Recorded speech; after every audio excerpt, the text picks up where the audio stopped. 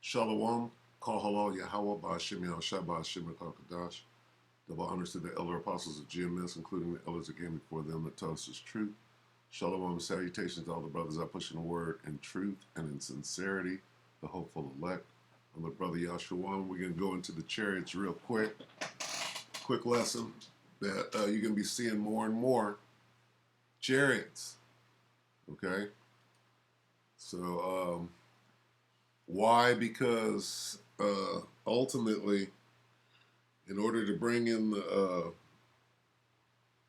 kingdom of heaven, you first have to destroy this kingdom, all right? The present kingdom. How's that going to be done? By the chariots. The chariots got to take down the militaries of the world. All right, how are they going to do that? They're going to set up an ambush. And let's look at the ambush real quick. This is Joel. I do this all the time, but this is a future prophecy that's very important, all right? So this is Joel 3 and 2. I will also gather all nations and bring them down into the valley of Jehoshaphat, and will plead with them there for my people and for my heritage Israel, whom they have scattered among the nations and parted my land. Let's look a little closer at that. I will gather, this is NIV, I will gather all nations and bring them down into the valley of Jehoshaphat. There will I put them on trial for what they did to my people Israel. Okay, that's the point. For what they did to my people Israel. Okay, here it says in New Living Translation, I will gather the armies of the world into the valley of Jehoshaphat. There will I judge them, meaning destroy them, for harming my people. Okay? That's what it means, enter into judgment. Once you're judged and you receive your punishment, your judgment, it's death.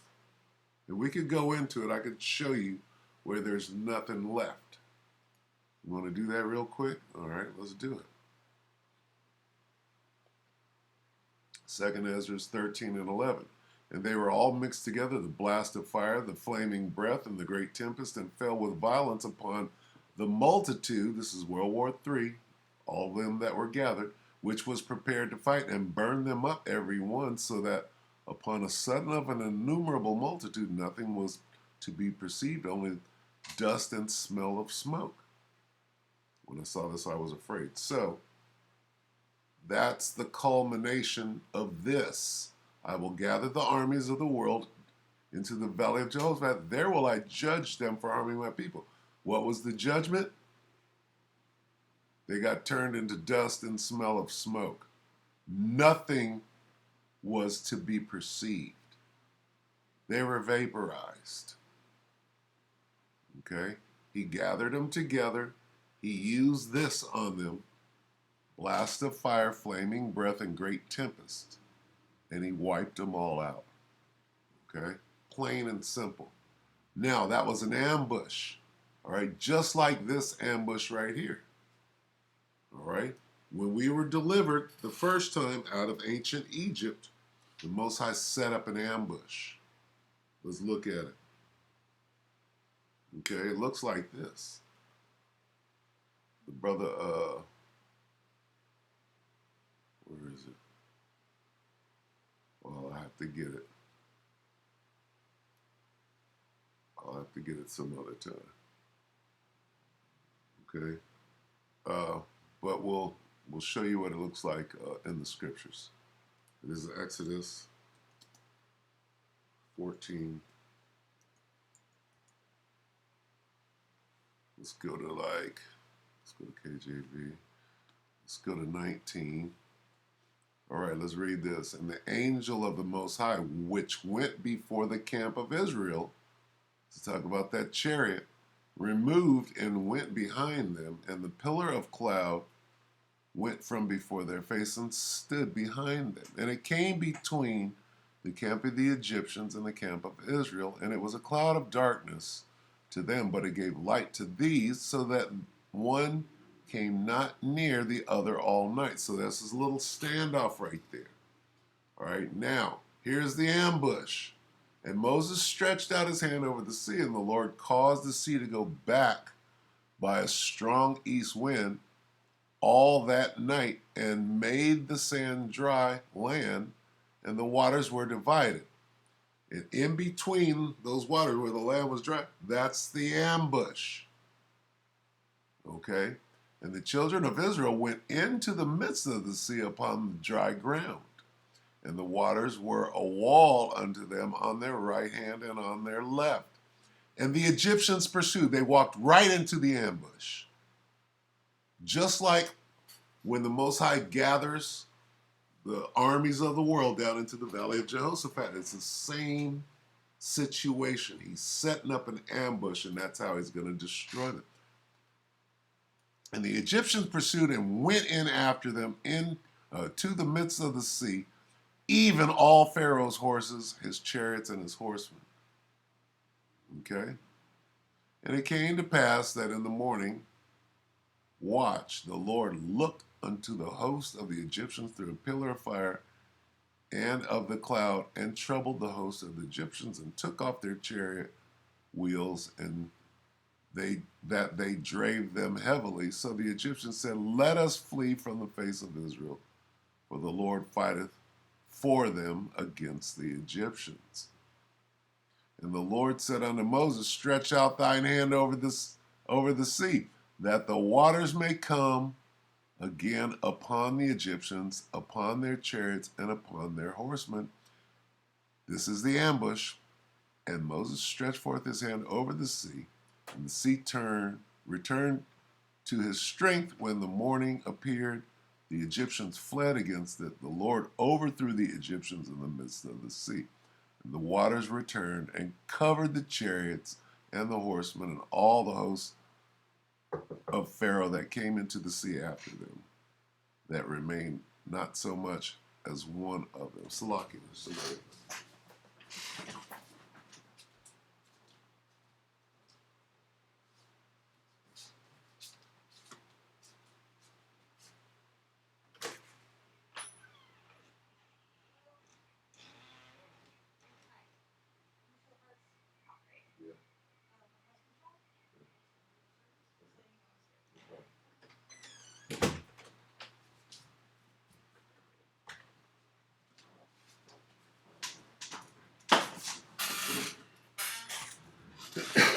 Salakia.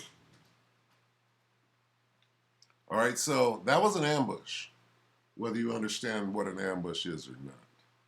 Okay? And Pharaoh and his army were destroyed in the ambush. Okay? This is Exodus 14 and 30. Thus the Lord saved Israel that day out of the hand of the Egyptians, and Israel saw the Egyptians dead upon the seashore. They were taken down in the ambush. The Most High brought them into the dry land in between both sides of the water, and then he doused them and drowned their ass. Okay? Why did he do that? Well, he did it to show his power.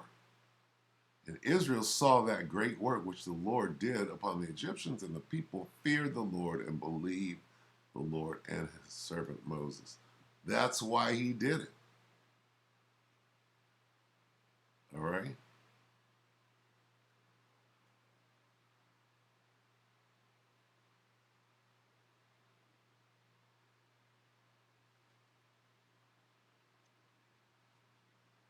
Okay, so that's going to happen again. All right? The Most High is going to set these Egyptians, or the armies of the world, he's going to set them up again. Now, what was involved? What was involved? And the angel of the Most High, which went before the camp of Israel, removed it, and the pillar of cloud. Okay? That's what was involved. Well, what's going to be involved here? Okay, let's go back to Joel. When we come up on Joel 3, I will gather all nations, bring them down into the valley of Jehoshaphat. That's an ambush. Okay? Here we are. But I beheld, this is 2 Ezra 13 and 6, but I beheld, and lo, he had graved himself a great mountain and flew up upon it. There's that pillar of cloud. In this situation, it's a great mountain. All right? And after this is 2 Ezra 13 and 8, and after this I beheld, and lo, all they which were gathered together to subdue him were sore afraid and yet durst fight. Okay?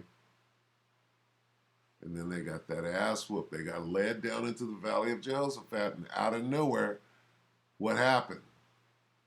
And I beheld, and lo, that man waxed strong with the thousands of heaven. Yahushua and the angels appeared out of nowhere.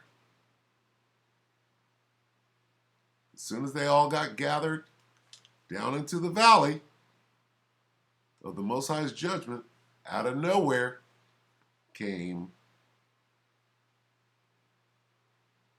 that man on the mountain, and with him the thousands of heaven. It was an ambush. All right? Let's take a little look at what's going on here. Okay, so I just wanted to go into that. This is Salaki. This is 2 days ago. It's called Breakfast Television Channel, July 30th, which today is the 2nd. That's 3 days probably. 1, 2, 3, yeah, 3 days ago. And the title is Shape-Shifting Pillar of Cloud. All right, so let's watch this. Good morning, everybody. A beautiful look at Edmonton this morning. It is a Friday. Eyes to the skies this morning is where our next chat brings us. Devo Brown, Melanie Ng. I'm going to ask you this because I know none of us have been on a plane in what, like 2 years? Around pretty now? much. Mm-hmm. Okay. Imagine finally being able to get onto a commercial flight, looking out your window, and seeing this.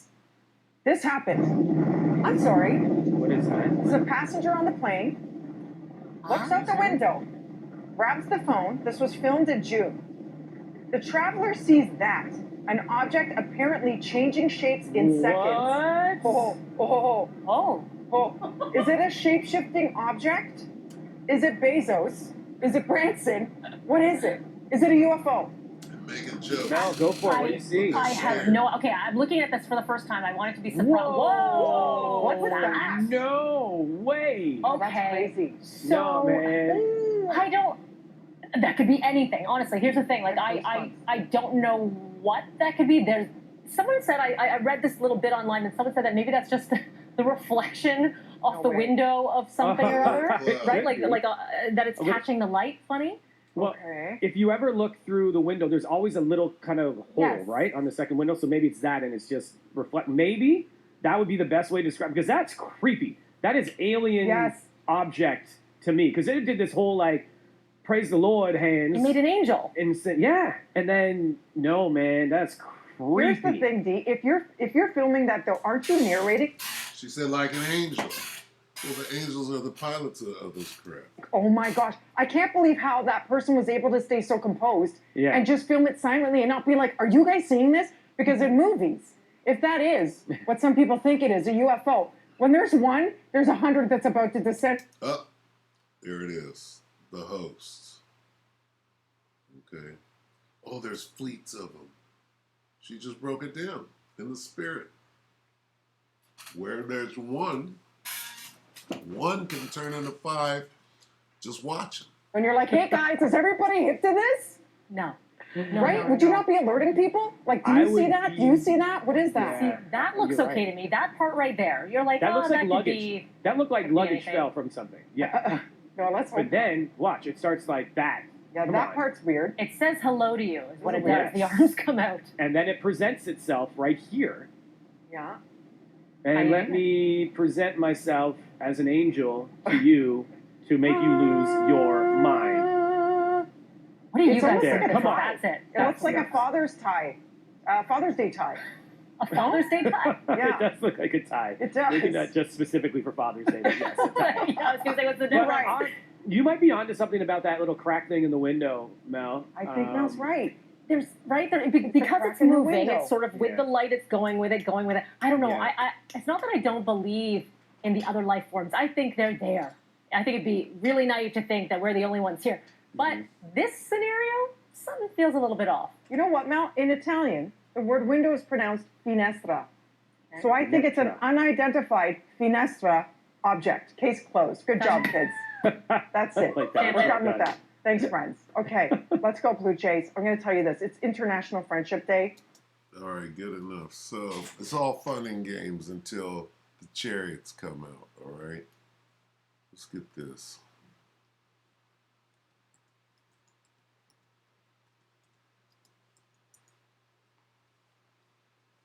Here's what happened. Zechariah 5:1. Then I turned and lifted up my eyes on that plain, and looked, and behold, a flying roll. And he said unto me, What seest thou? And I answered, I see a flying roll. The length thereof is 20 cubits, and the breadth thereof is 10 cubits. Then he said unto me, This is the curse that goeth forth over the face of the whole earth. For every one that stealeth shall be cut off as on this side according to it, and every one that sweareth shall be cut off as on that side according to it, and I will bring it forth, saith the Lord of hosts. And it shall enter into the house of the thief, and into the house of him that sweareth falsely by my name, and it shall remain in the midst of his house, and shall consume it with the timber thereof, and the stones thereof. All right, so this is what we're dealing with, okay? We're dealing with the chariots of Israel. Plain and simple. All right, so that's it. All right, just wanted to show that. The sightings are becoming more and more. They have to bring out the comedians and try to joke it and explain it away, but we know what's going on. All right, with that, we hope that the elect are edified. Until the next one, shalom.